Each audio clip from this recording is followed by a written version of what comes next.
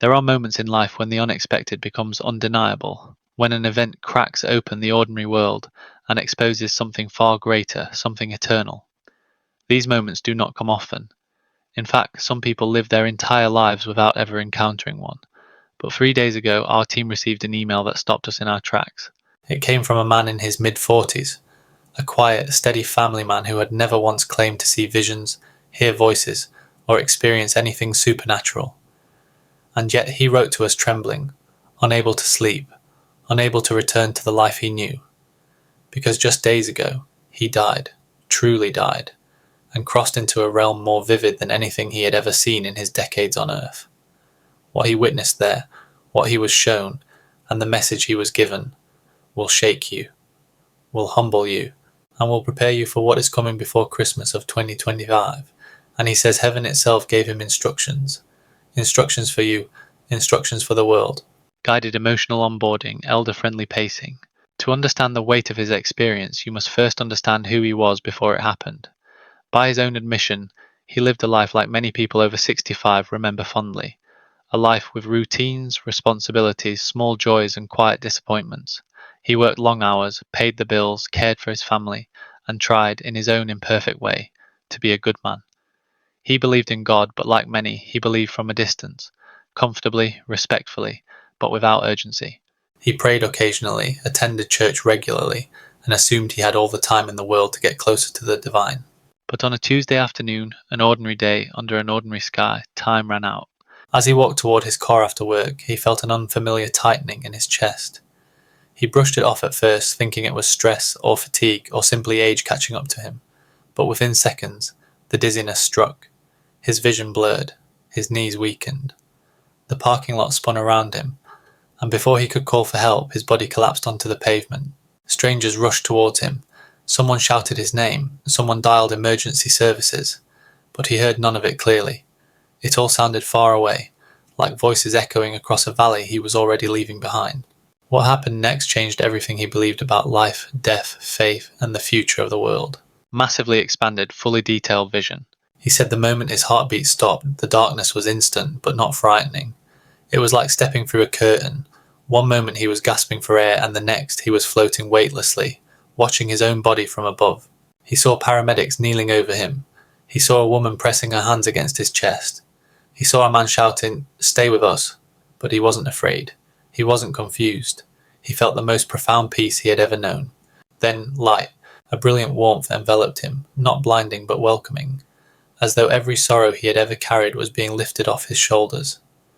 The light pulsed like a heartbeat. It had colour, emotion, intelligence. He felt known. Every regret, every mistake, every moment of kindness, every whispered prayer, and yet completely loved.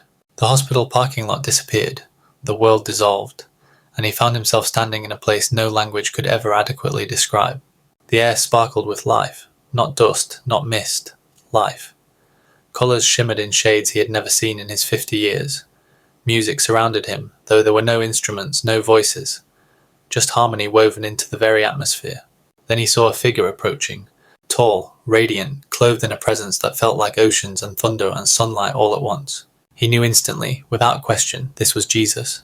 Not the gentle painting in stained glass windows, not the softly smiling figure from Sunday school, but the living Christ, the one whose eyes saw everything yet condemned nothing, whose presence carried infinite authority and infinite compassion. When Jesus spoke his name, the man said it felt like the most beautiful melody ever written, a melody that healed every wounded memory inside him. "Come," Jesus said, "I brought you here for a reason." Jesus extended his hand, and when the man took it, the vision unfolded. The vision of the earth. He saw the earth from space, suspended in darkness yet wrapped in streams of golden light, light flowing like rivers across continents, connecting cities, mountains, oceans, and people. Then Jesus brought forth a calendar, a glowing calendar, not paper, not digital, but something living, breathing, and 5 dates blazed brighter than all the rest. December 20th, December 21st, December 22, December 23, December 24 of the year 2025. These 5 days, Jesus said, will change the world forever. December 20th, the calling of hearts. The man saw scenes from all over the world. A woman working at her desk suddenly weeping. A grandfather sitting alone in his chair suddenly feeling a warmth in his chest. a businessman dropping to his knees in the middle of an office hallway, students in a classroom pausing, confused, touched by something they could not explain. Millions simultaneously felt a pull inside, a divine whisper saying, "Come home, return to me, let go of the bitterness." He saw elderly men, people who had not prayed in decades, sobbing as they felt God's presence wash over them. He saw widows feeling a comfort they had long forgotten existed. But he also saw others resist. Some turned on their televisions louder, some buried themselves in work, some pushed away the stirring in their hearts. Jesus said, "This is the beginning of the separation of light and darkness." December 25th, the dividing of the churches. The man saw inside churches across the world. In some churches, revival erupted like a river bursting through a dam. People confessed sins openly. Pastors fell to their knees, strangers embraced. Worship filled the air with a presence so tangible it glowed like gold. He saw miracles unfold before hundreds of witnesses. A blind elderly woman opening her eyes. A man with a cane standing upright and walking without pain. A teenager previously mute singing hymns. But in other churches, leaders stood firm against the movement. He saw pastors scolding their congregations. "Don't get emotional. Don't fall for theatrics. This is manipulation. This is dangerous." They silenced prayer. They forbade worship that was too expressive. They insisted God no longer moved this way. Jesus turned to the man, sorrow in his eyes. "These are shepherds who do not know me." December 22nd, the shaking and the shield. The man saw earthquakes, unexpected ones, in regions that had not shaken in centuries. Buildings rattled, streets cracked, people panicked. But wherever believers gathered to pray, even small groups in homes, an invisible shield formed around them. The ground shook all around but did not harm them. News reporters were baffled, scientists confused. He saw angels appearing to children, children pointing with joy, describing beings of light their parents could not see. He saw elderly patients in hospitals suddenly healed of illnesses doctors had called irreversible. Jesus said, "I will protect my own. Those who call on me will not be abandoned." But religious institutions fought harder. Some leaders went on television declaring the miracles demonic. Some denominations split down the middle. Some governments issued warnings about dangerous spiritual extremism. Jesus said, "I'm calling my people out of dead religion and into truth." December the 23rd, the Great Awakening. The man saw atheists, people who had rejected God for decades, falling to their knees after visions of Jesus. He saw hardened criminals surrendering weapons and weeping uncontrollably as love shattered their defenses. He saw world leaders stepping down from power to seek truth, unable to deny what they felt. Jesus smiled with radiant joy. The harvest is ready. He saw elderly people, those who had assumed their time was nearly up, experiencing renewed strength, renewed hope, renewed faith. But Jesus warned, "I need voices who will speak without fear. I need people who will not compromise." December 24th, the light from Jerusalem. Then he saw the most incredible sight of all. A massive explosion of divine light erupted from Jerusalem and covered the globe in seconds. Every human being, every age, every race, every nation, felt the wave pass through them. Those with open hearts felt peace, understanding, clarity, love. An overwhelming certainty that God is real. Those with closed hearts felt fear, anger, jealousy, rage, a need to rebel.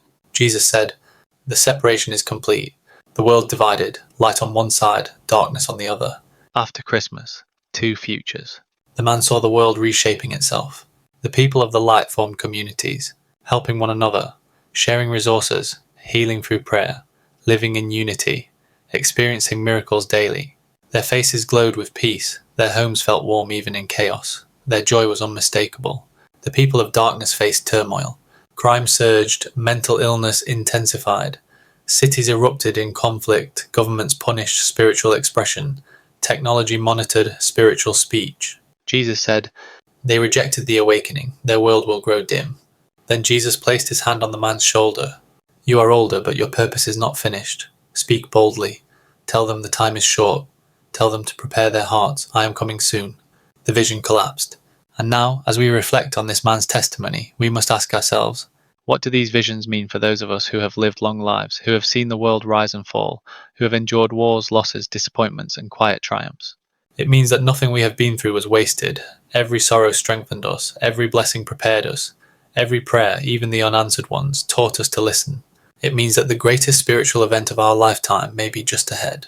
It means our age is not a barrier to purpose. In fact, Jesus often chooses those with decades of wisdom to guide the generations behind them.